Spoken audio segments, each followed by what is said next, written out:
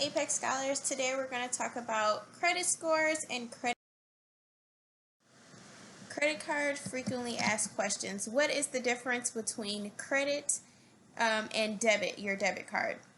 A credit card means that when you purchase something, it is not coming out of your bank account right away. So if you buy something for $200 and you put it on your credit card, you will not see the change or it taken out of your account until you pay that bill. And typically the bill is due the first of the month or at the end of the month. Your debit card is when money is taken out of your account right away. So if you buy something for $200, you swipe your debit card, that money is going to be taken out instantly out of your account. People typically use debit cards when, say, credit cards to build your credit by paying the bills off on time, but also too, if you're buying this item for $200, you only have $100 in your account, but you know at the end of the week you'll be getting paid, so it'll have more money in there. You put it on your credit card, so then when your money is back in your account, you'll be able to pay that purchase off. What is APR? APR is the annual percentage rate, and it is the amount of interest on your total loan amount that you'll pay annually. So averaged over the full term of the loan. A lower APR translates to lower monthly payments. What happens if you make a late payment? You are charged late fees. No one likes late fees because that means you have to pay more money you have to pay more in the long run. What are advantages and disadvantages to having a credit card? So credit cards build your credits, and it helps you with building and buying things such as like if you need to buy large purchases like a house. So not everyone has money to buy a house, so you get a loan, and that's when they'll be running your credit to see how you've been paying your bills on time or if you have a line of credit, and that's what they'll be seeing if they want to give you that loan, or even possibly a car, because most people don't have money to buy a car just sitting in their bank account where they can use. So that's some advantages of having a credit card. And also, like I said before, that the credit card company is loaning you money until you get the money in your account to pay down. Some disadvantages: if you're not using your credit card correctly, like making late payments or not making payments at all, it can get really, really tricky, and you can really find yourself in a hole of debt where when you're looking to buy large purchases such as a car and a home, that you can't buy those things because your credit is not that great. What is the appropriate amount of credit card limit that you should use? The way I base it off of is use only what you can afford. So I'm only charging things on my credit card with the money that I know I have in the bank. So if I charge something on my credit card that's worth $500, I know that I have $500 in the bank, and I'm just basically using my credit card to build my credit because I know I can pay that money off. And also another advantage too that I forgot with credit cards is, say that you purchase something online or just purchase something anywhere, and say that item doesn't come, you can always dispute it with your credit card company and get that charge off of your account because that item did not come or you didn't receive the service that you paid for. And as far as debit cards, since that money is taken out right away, you can still dispute it, but it's a little bit more difficult. So just keep that in mind. Understanding credit cards. Credit cards allow you to buy something now, like I said, and then pay for it later. You'll get monthly statements and a variety of payment options.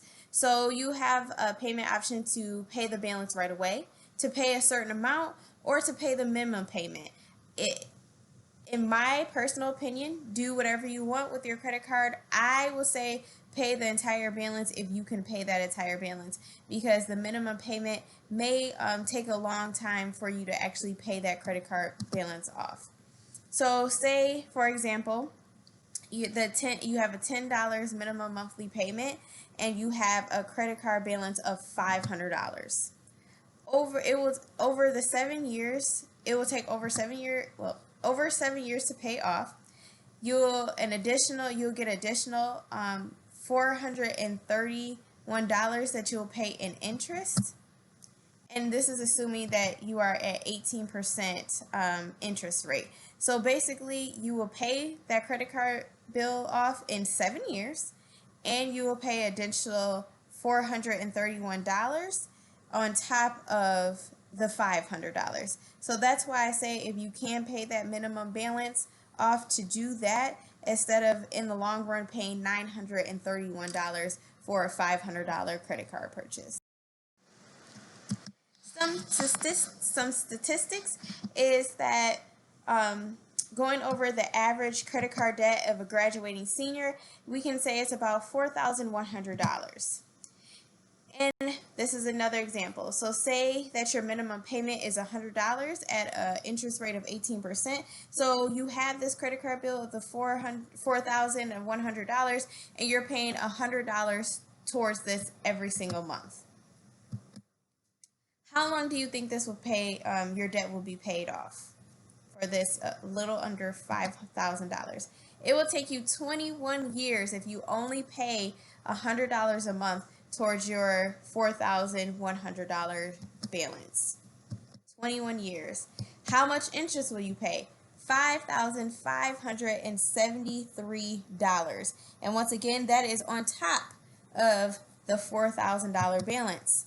So your total payments will be altogether $9,673 that you will pay for that $4,000. But this is if you're paying that $100 a month on time. Say you're not paying it on time. Then you have your $4,100. Your minimum payment may go up to $143, and your interest rate is 30%. It will take you 23 years, so 2 more years to pay off, and then so 23 years, and you will pay $9,511 in interest, and your total payment from that $4,100 will be $13,611. So that is a huge amount, and way more than what you would have paid if you just paid that $4,100 off in full. So just sit and think about that. How to choose your credit card. Evaluate your self-controls and as it relates to your spending. Personal finance is 80% behavior and 20% knowledge. So really, if you just need to control yourself with your credit cards and not, like I said, spend what you can't afford. What you should be looking for is the low interest rate, so that APR that we talked about, no annual fee, free interest rate for the first whatever months, 2 months, whatever it may be. Rewards and incentives. So I like credit cards where I can get the rewards and incentives because I know that I'm going to pay my credit card bills on time. So when you pay them on time, you get incentives. So when I pay mine on time and I use my credit card, I get like money back. So that's kind of nice to get some cash back, and I can use it on things like Amazon.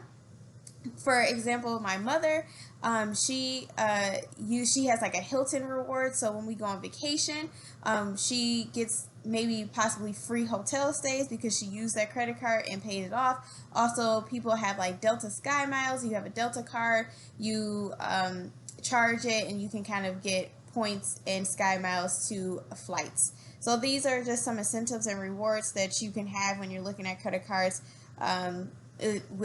looking at credit cards that you can get when you're paying your credit cards off on time. So that's a good thing to have. Credit cards do's and don'ts. Don't use your credit card to pay for wants. Only really pay, like I said, if you're paying for a want, I want you to have the money in your bank account. But really, if you don't have it in your account right now, you have to pay the minimum payment. Only do it for what you need. Don't make late payments. Don't use your credit card to bridge the gap between a lifestyle that you would like and the lifestyle that you actually have. So make sure you're not trying to keep up with the Joneses, because that can get you in trouble. Don't open store credit cards. That one's a tip that I've heard a lot, but you can do your research with the store credit cards. I've know people that have store credit cards. I have store credit cards, and I think as long as you can pay it off, you're fine. But do your research on those. Do So some do's is do use your credit card to build your credit and making small charges and paying for them off each month. So that's what I do. Keep track of your purchases. So you want to make sure that you're looking at that statement and seeing that if you actually made those purchases, because people can get credit card numbers and things like that and commit fraud. So you want to make sure that you're only paying for the things that you actually charged on your credit card. Do keep your eye on your credit report by visiting a free website like the annualcreditreport.com at least once a year. You can also use Credit Karma. Do have a credit card for emergencies. So sometimes, like I said, that's you paying for stuff that you absolutely need. So if you have a house later down the road and say the roof caves in and you don't have enough money to pay for your roof, put that on your credit card, knowing that you can't maybe pay that off right away and just pay as much as you can to get that balance down. But obviously you need a roof over your head to keep things going. So that's something that you can put on a credit card. Do keep your credit card utilization at less than 30% of your limit, and do set automatic payments up. So if you have bills that's coming out, you can set up automatic payments, so that will alleviate you forgetting to pay that credit card bill. So it's just going to come out each month of your. What is a credit score? It is basically a numerical representation of your fiscal responsibility. It comes from your credit report, helps determine your eligibility for loans such as other credit cards, car, home, and student loans. So like I said, maybe down the road you might have some more credit cards that you want to open up, and also purchasing a car or a home. Lenders also look at your income and how long you've been at a job and the type of credit being requested. So they also look at, so for example, for a home loan, they're looking at your credit score, but they're also looking at how much you make, and they're going to be asking for bank statements, and then also how long you've been at a job as well. Affects your interest rate, car insurance costs, and also being hired if you don't have a good credit score. Sometimes some jobs do look at your credit score and they might not hire you if your credit score is too low. And it can also affect that interest rate, as you can get it, but get a loan or a credit card, but the interest rate may be higher. What goes into your credit score? 30% of it is your payment history. So you paying your credit cards off and paying on time. 30% is the allowed amounts owed. 15% is your credit history. 10% is new credit, and then the other 10% is the types of credit used. Determine a budget. Gather information about your income. So I think we talked about that a little bit in the wellness lecture, is that make sure that you are making a budget and only spending what you need. And like I said before, like if you like to go out to eat, try to cut that down, make your own meals because you will save money, and just see what you can use, where you need to be spending money at and saving your money in certain instances. So for example, I use there is an app called mint.com if you want to do it electronically. What I do, and it's probably a better method with the mint.com, but I have envelopes that I use, and I take out money out of my account and put cash into envelopes. So I have a travel envelope that I hoped so that I possibly can use that money next year. But yes, I have a travel envelope. I have an envelope for grocery shopping. I have an envelope for Christmas gifts, and I start saving up for Christmas gifts and usually around May or June. So just taking out money out of my account each month and putting it in these envelopes so I can start saving. And that helps you plan for future expenses, and you adjust as necessary. So I also had a gas envelope that I would use for gas money, but obviously since I'm not going to work and I don't go many places nowadays because there's not too many places to go, I kind of adjusted my gas expense because I don't need that as much. So you can always adjust and just move forward as and move and go and move forward as you need to. So just always adjusting your expenses and just seeing and putting them where you need to go. Thank you all for listening today, and please let me know if you have any questions. If not, I will talk to you all later.